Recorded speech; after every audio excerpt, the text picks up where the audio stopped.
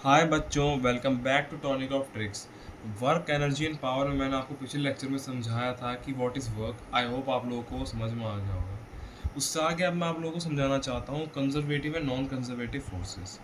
Conservative forces क्या होती हैं?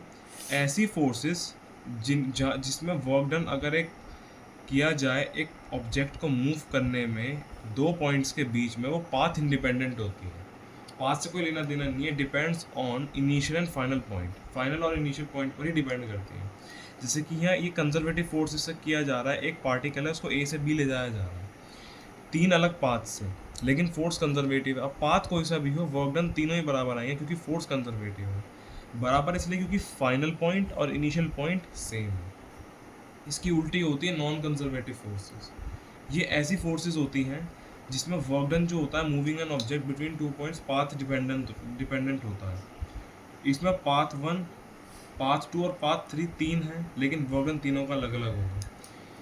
इसमें हमारे पास क्या करता है ये, इसके जो कुछ एग्जाम्पल हैं, एक एग्जाम्पल मैं आपको इसका बताता हूँ, दैट इज फ्रिक्शन।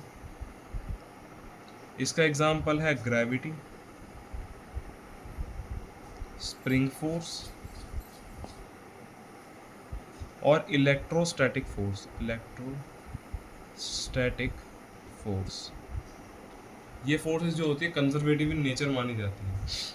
कंजर्वेटिव का एक और मतलब है कि ये फोर्सेस से जब भी वर्क डन होता है तो ये लॉस नहीं कराती हैं, लेकिन फ्रिक्शन हमेशा लॉस कराता है, सिस्टम में से एनर्जी को डाउन करता है हीट वगैरह के कारण।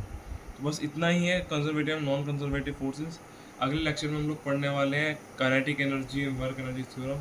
अगर आप लोगों को इसमें कोई डाउट हो तो प्लीज़ कमेंट में पिन कर दीजिएगा।